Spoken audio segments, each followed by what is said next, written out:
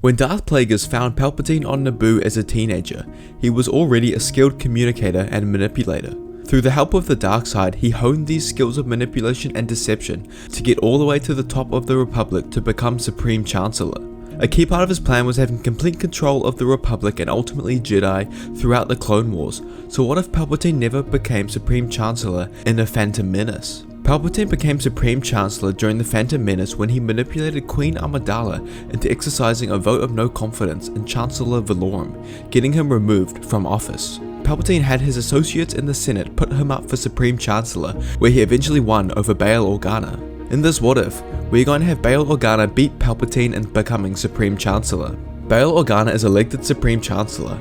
He is an honest man with true intentions and strives to transform the Republic out of the corrupt system it has become thanks to Plagueis and Palpatine. Palpatine still has significant influence over the Republic, even though he isn't Supreme Chancellor. Plagueis spent a good portion of his life gaining favor with different systems and senators to increase the influence of the Sith in the Republic Senate.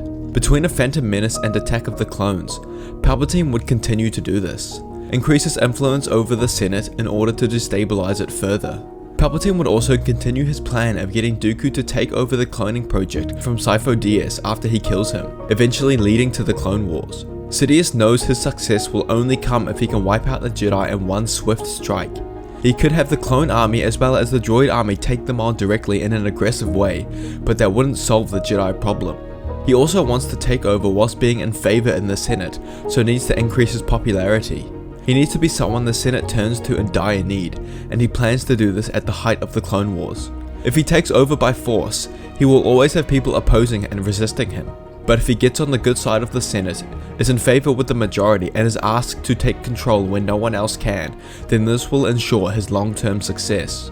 He originally did this being Supreme Chancellor in the original timeline, but in this alternate version, he will use the Clone War to prove the inefficiency of the existing Supreme Chancellors and manipulate the Senate into thinking only he can bring forth change. 2 years before the Attack of the Clones, Bail Organa's 2 terms are complete. He managed to do some good, clean up and deal with the crime syndicates more than any Supreme Chancellor previously could do, but he failed to recognize the significance of the threat of the looming separatists. During his term, he built up Mon Mothma to take over his position and endorsed her election. She becomes successful and takes over as Supreme Chancellor. The Clone Wars began in 22 BBY, 2 years into Mon Mothma's term. The original events play out with the clone army being recruited by the Republic to take on the droid army of the separatists. However, Sidious would play things differently this time. He previously dragged out the war for a long time to increase the shadow of the dark side over the Republic, to further entrench corruption into the Senate and Jedi Order. However, this time he needed to make the Senate unhappy with the current Supreme Chancellor, and the way to do this was give the Separatists the upper hand. Although he wasn't Supreme Chancellor, he still had influence over both sides of the war. The Sith had spent years making connections that would now pay off. He had his apprentice Dooku in control of the Separatists, and he had influence over many of the senators in the Republic to help control the movements of the clone army. Because he wasn't Supreme Chancellor, he would have the clones programmed differently so that in an emergency, they would follow his orders over anyone else's. After Dooku took over the cloning program from Dyas, he would implement this as well as Order 66 hidden inside the inhibitor chips. Separatists have the significant upper hand over the Republic army, and the Senate becomes furious with Mon Mothma's failures. She continues to fail, and because of this is voted out of Supreme Chancellor only a month before her terms end.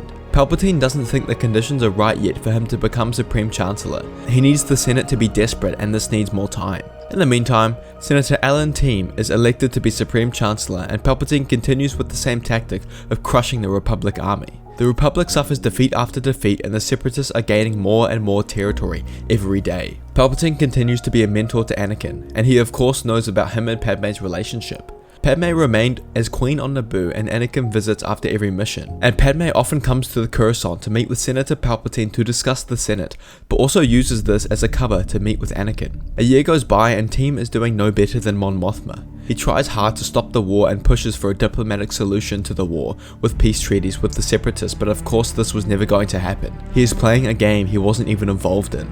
Palpatine finds out about Padme's pregnancy when she visits Coruscant after one of Anakin's missions. He now knows this is the time. He orders those under his influence in the Senate to vote out Team via a vote of no confidence. The war has gone terrible for the Republic, and they have had very little success. Some say they will lose within the year. no one steps up to become Supreme Chancellor. When this happens, the Senate decides who they want to fill the role. Every senator votes independently. Those under Palpatine's influence are told to vote for him, and the senators who aren't corrupt, who have genuine goals for the Republic, see no other candidate than the strong Senator Palpatine. The outcome of the vote for Supreme Chancellor is announced at the next Senate meeting, and of course it is Palpatine. Palpatine takes the stage and explains to the Senate how he doesn't think he's the one for the job, and that there must be someone more suited. However, the senators who aren't corrupt free their pods, and each start explaining how there is no one else, and they plead Palpatine to accept. Hundreds of senators not under Palpatine's influence, as well as the ones under Palpatine's influence, release their cards and add to this, all pleading Palpatine to become Supreme Chancellor. Palpatine silences them. He tells them that he will only accept because they are asking him to. He explains how he will achieve what those previous to him could not. He will defeat the Separatist army. Cheers erupt within the Senate, and Palpatine can't help but grin. He's done it. He's manipulated the Senate into begging him to become Supreme Chancellor. His takeover is almost certain now. Palpatine now begins to turn the tide in favor of the Republic. With the help of Dooku, they engineer many battles in the favor of the Republic. The Republic starts to win battles against the Separatists, which further increases Palpatine's favor within the Senate. Padme leaves her role as Queen and comes to Coruscant to become the new Naboo Senator and be close to Anakin. Palpatine elects Anakin to be his eyes and ears on the Jedi Council. Anakin isn't made a Jedi Master, and his distrust with the Jedi Council is at its height. Palpatine invites Anakin to the opera, but the night before, he plants the false dreams of Padme dying in childbirth in his dreams. After the success he had had the first time of planting the dreams of Shmi Skywalker, he knows his success is ensured. Anakin comes to the opera, and Palpatine can tell that the dreams had the desired effect. All he can smell is fear from the young chosen one. Palpatine discusses the tragedy of Darth Plagueis the Wise, as well as other Sith folk about a power beyond death. Anakin is unusually intrigued, and Sidious is doing everything he can to contain his grin. The next day, Anakin reports to Palpatine about the Council, and Palpatine knows the time has come. The events play out here exactly like the movie. Anakin would report Palpatine's identity to Mace. Mace would bring the Council to kill him, but they will be unsuccessful, with Anakin severing Mace's hand and Sidious killing him. Order 66 is executed, and the Jedi around the galaxy begin to fall. Palpatine sends Anakin to take care of the Separatists on the Mustafar system. Sidious conducts a Senate meeting.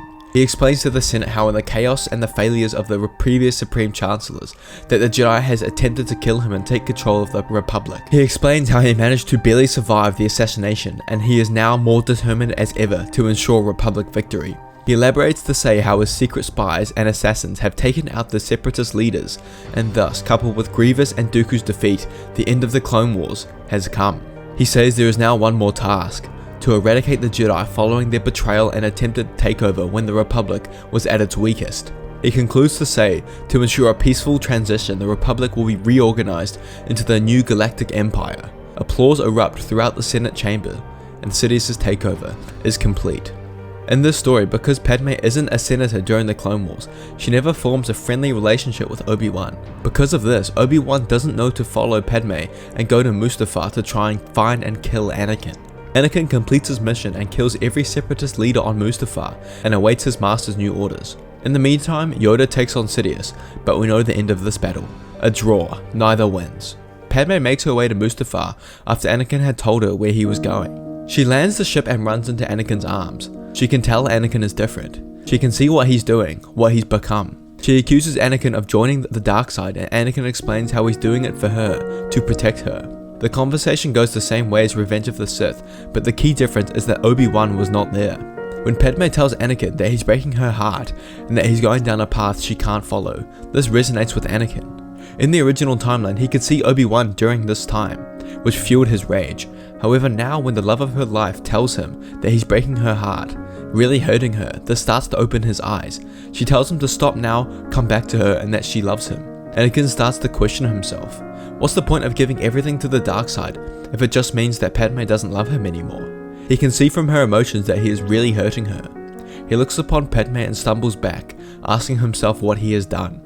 Padme comforts Anakin, telling him that he can come back from this and that he's not too far gone. Anakin knows he is not himself. He has destroyed his past life completely. The dark side has almost taken over him and had corrupted his thoughts. Only Padme could bring him back. Anakin and Padme go back to their ship and attempt to contact Yoda and Obi-Wan, to no success. Padme contacts her friend Bail Organa, and he answers, but next to him is Yoda and Obi-Wan. They both look shocked to see Anakin. Obi-Wan cries out his name, but Anakin stays in silence. A few seconds go by and Anakin looks at the two Jedi Masters and tells them that he needs to change things. He needs to right his wrongs. Obi-Wan asks Anakin how he could do such things, but Yoda interrupts him and says he can sense Anakin's honesty and truthfulness in his voice. He asks Anakin whether he has come back to the light, and he tells them that he has. Yoda tells him good, because they're going to need his help. Yoda looks to Obi-Wan and tells him that together the three can defeat Sidious and end his short reign. Anakin and Padme met with Yoda and Obi-Wan. Anakin doesn't say anything to them, and can't look them in the eyes. He hugs Padme goodbye and tells her that he will come back to her. He promises. The three head to Coruscant to Sidious's office. Anakin leads first. Sidious is about to mutter the words, "My apprentice," but Obi-Wan and Yoda walk in behind him. Sidious's face turns from a grin to a frown fairly quickly.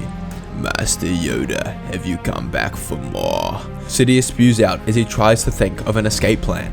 He orders his guards to kill them, but Anakin ignites his blade and strikes them down in 2 swift strikes. The other 2 Jedi ignite their blades in response. Sidious pulls out a blade from either sleeve. Fear spreads throughout Sidious. He knows he has a challenge on his hands. Sidious uses his tremendous speed to make the first move, and only briefly misses Obi-Wan with his first strike, but spins around and kicks him against the back wall. Sidious clashes with Anakin and Yoda, matching the speed of both Jedi. Even though he is holding 2 lightsabers, lightning begins to flicker from his fingers. In a flash, he drops his lightsabers and sends lightning crashing at the 2 Jedi. However, they both sense this and block it with their lightsabers. Obi-Wan gets up from the ground and charges towards Sidious. Sidious sees this and discontinues his lightning and crouches down to grab his lightsabers. Sidious can feel that the Jedi are close within striking distance. As he is about to push himself up from the ground, he extends out one leg and uses the Force to push himself in a circle. Yoda jumps over this, but Obi-Wan and Anakin get caught and fall to the ground. Sidious thinks he has a split-second chance and goes for a killing strike on Anakin, but the green Yoda is too fast for him and slices off Sidious's arm that is holding the lightsaber going for the killing strike. Sidious yells out in pain and Anakin force pushes him away, crashing into the back wall. He gets up, but the 3 Jedi are ready, charging towards him. He engages all 3, but one blade is not enough. Obi-Wan takes off his other hand and Anakin pulls him close with the Force and pierces his neck with his lightsaber, ending the Sith Lord. The 3 head back to Bail Organa's ship to tell them what has happened. Anakin decides that for the time being he needs to distance himself from the Force. The light and the darkness have both had a hold over him, and it's time for him to be free. He cuts himself off from the Force and moves to Naboo with Padme.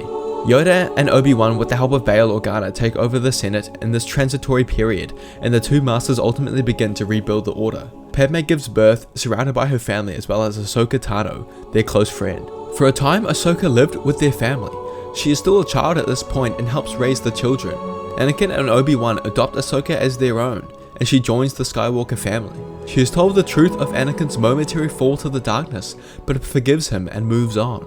Obi-Wan visits the Skywalker family often, now second in command to Yoda. He has an important role in rebuilding the Jedi Order.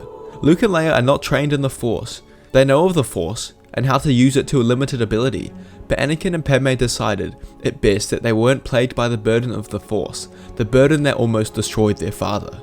Still being one of the royal families of Naboo, any of Padme's children has a claim to the throne. Luke shows interest in this after he turns 18 and eventually becomes the king of Naboo. Padme and Anakin die natural human deaths after living out their life together on Naboo with their family, the life they used to dream about when they were first married. Luke rules Naboo until the end of his life, and he and Leia start their own individual families, and the Skywalker clan is born. Let me know what you guys think. I honestly believe that Sidious could carry out most of his plan even if he wasn't Supreme Chancellor. He had such a strong influence over the Senate that he could basically do anything. I also think that if Luke could bring Anakin back from the dark side, then Padme could have in Revenge of the Sith. The reason he didn't was because his anger and jealousy towards the Council and Obi-Wan were clouding his thoughts, and he used this against Padme. Please leave a like, and I'll see you guys next time.